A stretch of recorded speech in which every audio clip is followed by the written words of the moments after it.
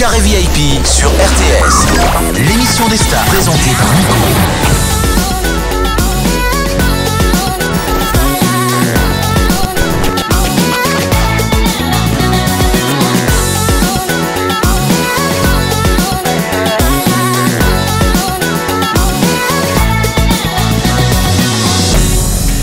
L'invité Carré VIP.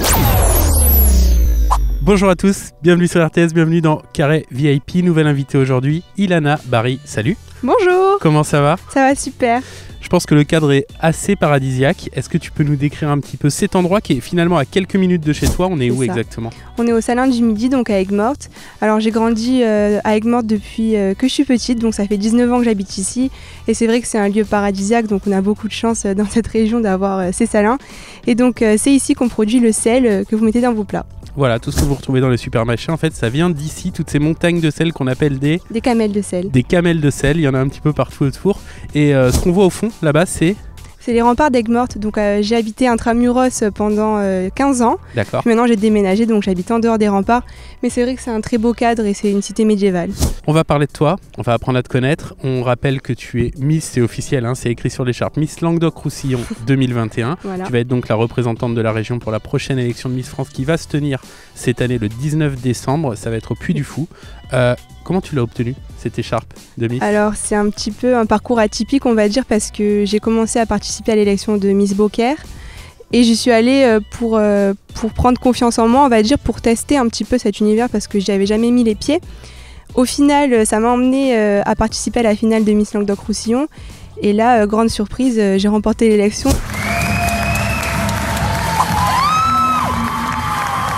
Donc je me suis retrouvée embarquée dans cet univers, on va dire, et au final j'en suis tombée un petit peu amoureuse, on va dire, parce que c'est vraiment super. À côté des strass et des paillettes, il n'y a pas que ça, c'est une aventure humaine en fait, et toutes les Miss du comité sont vraiment super gentilles. Par exemple, elles sont venues faire ma valise avec moi, donc on voit que c'est un côté familial et c'est un esprit vraiment bon enfant. Justement, l'histoire de la valise, c'est assez intéressant. On va essayer de vous réexpliquer où on est dans le temps. On est juste avant ton départ là pour Versailles, où tu vas passer quelques jours avant ensuite de partir pour les répétitions au Puy du Fou. Et donc la valise pour partir, elles sont venues la faire. C'est une tradition, tu me disais, oui. Uniquement dans le Languedoc-Roussillon ? Alors peut-être pas uniquement dans le Languedoc-Roussillon, mais je sais que ça se fait pas dans tous les comités. J'ai la chance d'avoir toutes ces Miss qui sont devenues des amies, qui viennent m'aider et qui m'épaulent. Du coup, elles me prêtent des tenues parce que c'est compliqué quand on n'a pas goûté à cet univers, on va dire, parce que j'avais pas les tenues adéquates. J'avais pas forcément tous les accessoires qu'il faut pour pouvoir s'habiller le soir des soirées qui seront du coup à Versailles cette année. Sûr, ouais. Mais c'est vrai que grâce à elle, j'ai pu faire une valise bien remplie. Et à cela se rajoute quelque chose que tu disais tout à l'heure et qui est pas faux, hors interview, on est en période de Covid. Oui. Ça change tout finalement, ça change tout pour aller faire les magasins, ça change tout aussi peut-être dans l'organisation de cette élection de Miss France ? Oui, alors ça change tout, c'est sûr, au niveau du shopping, c'est plus compliqué parce qu'on peut pas essayer. Mais bon, après, on trouve toujours des arrangements. Après, au niveau de l'élection, je peux pas dire que ça change tout parce que j'avais jamais fait d'élection avant. Donc pour moi, ça change rien vu que c'est tout nouveau. Mais c'est sûr que pour le comité, ça change tout. Ils doivent faire avec la crise sanitaire, mettre en place les mesures barrières comme tout le monde. Et je pense que malgré ça, on aura une belle élection pour le centenaire de Miss France. C'est vrai que c'est le centenaire, tu as bien fait de le rappeler. On va revenir, depuis tout à l'heure quand on t'entend parler, on a l'impression que peut-être à la différence de certaines anciennes Miss, c'est pas un rêve de petite fille pour toi d'être Miss, on a un peu l'impression que c'est un concours de circonstances qui finalement t'a emmené ici et t'emmène à l'élection de Miss France, c'est ça ? Voilà, c'est ça, comme je disais, en fait il y a plein de filles pour qui c'est un rêve parce qu'elles regardent ça depuis qu'elles sont petites et elles rêvent d'y participer. Pour ma part, je le regarde depuis que je suis petite, mais je m'étais jamais dit que... Alors en 2020, je serai sur la scène de Miss France à défendre les couleurs de ma région parce que je suis plutôt de nature sportive, donc j'avais défendu les couleurs du Languedoc avec la Ligue Languedoc-Roussillon d'Aviron. Mais jamais pour un concours de beauté parce que c'est le terme, c'est un concours de beauté. Et c'est vrai que je trouvais ça prétentieux de se présenter à un concours en prétendant être du coup belle parce que c'est un petit peu... la base de l'élection, mais c'est plus profond que ça parce qu'il faut creuser. C'est une aventure humaine, donc il faut avoir des qualités humaines, il faut avoir aimé un lien social. Après, il faut préparer au niveau de la culture générale parce que ça a évolué. Peut-être qu'au début des Miss, c'est sûr que il fallait être jolie, c'était sois belle et tais-toi, mais maintenant ça a vraiment évolué, il faut avoir quelque chose dans la tête. Et donc je pense que ça va être une belle expérience. Justement, le concours, tous les ans, on a le droit, nous aussi, on a ce petit questionnaire auquel on peut répondre pour voir si on aurait le niveau d'une Miss ou pas. Tu l'as passé déjà, ce concours Oui, en fait, après chaque élection, je le passais pour voir à peu près. Et peut-être que les années précédentes, c'était plus facile, parce que j'avais des bonnes notes, on va dire. Cette année, je ne sais pas comment ça va se passer. Après, c'est surtout de l'actualité, donc il suffit de suivre les informations. Et je pense pas qu'il faille se mettre la pression parce que c'est pas quand même... Et tu suis les infos, t'es quelqu'un qui t'informe régulièrement? Oui, bien sûr. Depuis que je suis petite avec mes parents, on regarde les informations tous les soirs. Donc, Bon, du coup, pour continuer un petit peu sur ce qu'on se disait tout à l'heure, quel a été le déclic? Qu'est-ce qui a fait que tu t'es dit j'ai envie de tenter ma chance à l'élection? En fait, il y a 2 ans de ça, la déléguée correspondante du comité m'avait démarché lorsque je faisais les boutiques. Et c'est vrai que j'y avais jamais pensé en fait, donc elle m'avait dit oui, tu devrais me laisser tes coordonnées, je te laisse ma carte et recontacte-moi. Moi je m'étais dit alors non, parce que déjà je suis en terminale, j'ai pas mon bac encore, alors je m'étais dit bon, ça le fait pas une Miss qui a pas son bac, enfin je trouve que ça le fait pas. Donc je m'étais concentrée sur mes études pour passer mon bac ES. Et après elle m'avait renvoyé un message l'année suivante, mais je me sentais pas prête. Et cette année elle m'a renvoyé un message pendant le confinement. Et bon, c'est vrai que le confinement, ça a montré qu'il y avait l'importance du lien social. Et je me suis dit, peut-être que si je participe à cette élection, je sais pas, ça rendra fier des amis à moi, mes parents, je sais pas. Donc je me suis dit, je vais essayer, mais juste pour m'amuser. Donc j'ai participé à l'élection de Miss Beaucaire. C'était la première élection en ligne, donc c'était une e-élection. Et au final, j'ai mobilisé mes réseaux sociaux. Je pensais pas que ça allait prendre une telle ampleur et tout le monde a joué le jeu, tout le monde a partagé et au final ça m'a emmené du coup à la finale de Miss Languedoc-Roussillon pour laquelle il a fallu également partager sur les réseaux sociaux parce que c'était des votes 50% jury, 50% public et donc il fallait pouvoir accéder aux 7 places, donc la demi-finale. Aucune candidate savait quelle position elle avait dans le classement et après c'était le jury qui a donné le mot final pour élire la Miss. Du coup, ça, c'est une nouveauté. Tu disais tout à l'heure, il a fallu mobiliser donc, sur les réseaux sociaux, mais aussi ta famille, tous les gens, j'imagine que vous en avez parlé, qu'il y en a qui ont peut-être fait des relais d'affichage, etc. Est-ce que tu as l'impression, peut-être plus que les candidates des autres années, cette année, de le faire pour toi, mais aussi de le faire pour les autres qui t'ont porté jusqu'ici? Oui, c'est sûr, parce que je me dis que maintenant qu'ils ont cru en moi, je me dis il faut que j'aille le plus loin possible pour eux et pour moi, parce que j'ai un esprit compétitif, quand même, compétiteur, qui m'emmène à vouloir me dépasser tout le temps. Donc c'est ce que je disais, pour l'élection de Miss France, quand on me pose la question quelle place tu vises, forcément j'essaye d'aller, je me dis pas je vise telle place, je me dis je veux aller le plus loin, je vais me dépasser et voir ce que ça donne. Et si jamais ça marche, c'est que mes efforts auront payé. Si ça marche pas, c'est que c'était pas mon moment, c'était pas mon heure et j'en voudrais pas à la gagnante, parce que souvent on voit des gens qui contestent les résultats. Mais après je pense que c'est l'aviron qui m'a apporté beaucoup de fair play quand même. On va y revenir, on va en parler de l'aviron tout à l'heure. Là, à l'heure actuelle, donc on rappelle qu'on est juste avant de partir de ton départ pour Versailles et ensuite pour le Puy du Fou. Pour l'instant, tu as fait quoi pour essayer de te préparer à cette élection? Alors, j'ai eu un coaching sportif qui m'a donc donné quelques astuces pour continuer pendant le voyage. Après, j'ai un coach mental qui m'aide à me préparer du coup mentalement. J'ai eu quelques cours de maquillage et quelques cours de coiffure. Et ensuite, il faut que je prépare les cours, parce qu'on aura les tests de culture générale, mais ça se prépare individuellement, on va dire, personnellement. Mais pour l'instant, ça va. Et tu es dans quel état d'esprit là?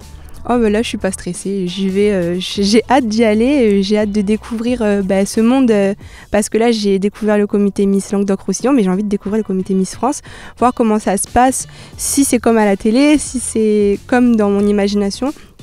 Donc j'ai vraiment hâte, pas de stress. Du coup, les prochaines étapes, donc j'en ai un petit peu parlé, mais je vais te laisser toi nous les définir, c'est quoi? Les prochaines étapes, donc c'est départ vendredi pour Paris. Arrivé là-bas, on se fait tester du Covid à nouveau, parce que du coup, il faut bien prendre en considération les gestes barrières. T'en as fait combien déjà là? J'en ai fait 5, ça sera mon 6e, tous négatifs. Et ensuite, on aura donc la séance photo avec les traditionnelles photos qu'on voit chaque année de présentation des Miss. Puis on part à Versailles pour faire donc le voyage. Du coup, cette année, pas de voyage à l'étranger. Et ensuite, on part pour le Puy du Fou pour préparer donc, le spectacle que vous pourrez voir le 19 décembre. Bon, et du coup, tu te poses pas trop de questions par rapport à ce changement, parce que bon, le climat de Versailles, c'est pas le climat de Tahiti ou de Papeete ou de là où partaient les Miss les autres années quand même. C'est sûr que ce sera pas le même climat, mais bon, j'ai pris des affaires qui sont adéquates pour le climat. Et c'est pour ça que c'était compliqué, parce que j'avais commencé à commander mes affaires pour le voyage dès le mois d'août, sans savoir que le voyage serait à Versailles, en pensant qu'il serait quand même à l'étranger, donc j'avais pris des tenues d'été. Mais du coup, changement de programme, on prend des vêtements chauds et ça se passera bien. Tout à l'heure, tu disais que certaines anciennes Miss régionales sont venues t'aider à faire ta valise. Oui. Du coup, tu as déjà pu t'entretenir un petit peu avec elles, même j'imagine depuis ton élection. Qu'est-ce que vous vous dites? Qu'est-ce qu'elle te donne comme conseil? Elle me donne comme conseil de profiter de l'aventure à fond et de rester moi-même, parce qu'on recherche souvent du naturel, et d'autant plus maintenant. Donc elles me disent que pour ça, je suis assez naturelle, alors je vais essayer de suivre leurs conseils et de bien profiter de l'aventure. Tu as évoqué l'aviron. Oui. On sait que c'est quelque chose d'hyper important pour toi. Voilà, c'est ça. Ça fait combien de temps déjà que tu fais de l'aviron? Ça fait 7 ans. Ok, tu as été championne de France du NSS, c'est ça? Vice-championne. Vice-championne. La championne, c'était ma cousine et ma meilleure amie. Ah mince, manqué. Là, j'ai touché un sujet sensible. Bon, c'était... Donc c'était vice-championne de France du NSS en équipe avec un record du monde à la clé quand même, c'est ça? Le record du monde, c'était une autre histoire. Okay. C'était avec mon lycée, donc on a fait un record du monde pour venir en aide aux enfants malades. Donc tous les bénéfices qu'on a récoltés ont été reversés pour l'association. Et en fait, c'était un record qui s'est déroulé sur 24 heures avec un ergomètre, donc c'est un rameur, un appareil d'aviron d'intérieur. Et donc on s'est relayé sur 24 heures en 3 équipes différentes, et on n'a pas dormi de la nuit, mais c'était pour la bonne cause, donc c'était génial. Et pourquoi tu as choisi l'aviron? Alors j'ai choisi l'aviron, en fait ma cousine justement qui avait fini championne de France, voilà c'est ça. Donc elle a 1 an de plus que moi, et quand j'étais en 6e, elle était donc en 5e, et elle en faisait avec mon collège, parce que le collège à Aigues-Mortes propose l'option aviron. Et je me suis dit bon, je vais suivre sa trace, j'avais fait pareil pour le taekwondo, j'avais suivi sa trace, donc je me suis dit allez, je vais tenter. Et au final, super expérience, j'ai continué, et parce qu'en fait ça apporte beaucoup de qualités humaines. Il faut s'entraider, parce que on peut le faire en individuel, mais je préfère en bateau collectif. Et c'est vrai qu'on ne peut pas abandonner, parce que si on abandonne, on plante tout le monde. Alors il faut continuer pour les autres, et je pense que ça m'a forgé, ça m'a fait un bon mental.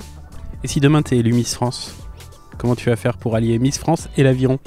Alors comment je vais faire? Je pense que je mettrai entre parenthèses, parce que ça dure 1 année. Et je pense qu'être Miss France, c'est vraiment une expérience qui, c'est sûr, c'est même pas je pense, c'est sûr, ça arrive une seule fois, donc il faut en profiter pleinement. Quitte à tout mettre entre parenthèses pendant 1 année, je pense que ce serait pour la bonne cause, et je serais prête à faire ce sacrifice. Au niveau des études, tu fais quoi? Je suis en BTS Commerce International. Dans le but de faire quoi plus tard? Alors j'ai pas encore d'idée bien précise, mais c'est vrai que j'adore tout ce qui est... j'adore l'anglais, donc c'est pour ça que j'avais choisi Commerce International. Et j'aimerais bien travailler dans le luxe international, où en fait j'ai trop d'idées en fait. D'accord. Voilà, donc ça c'est un petit peu compliqué, mais après il faudra que je recentre mes idées. Après on rappelle que tu as 19 ans. C'est ça. Donc tu as quand même le temps de, voilà. de choisir et de peaufiner l'idée. En tout cas, le luxe international, finalement, on revient un petit peu à la beauté. Oui. D'une certaine manière, oui, c'est vrai. Mais bon, après, la beauté, c'est assez subjectif, donc ça, on ne sait pas trop. Si demain tu es Miss France, oui. Tu penses que tu seras quel genre de Miss France? Je pense que je serai une Miss France assez naturelle, c'est sûr.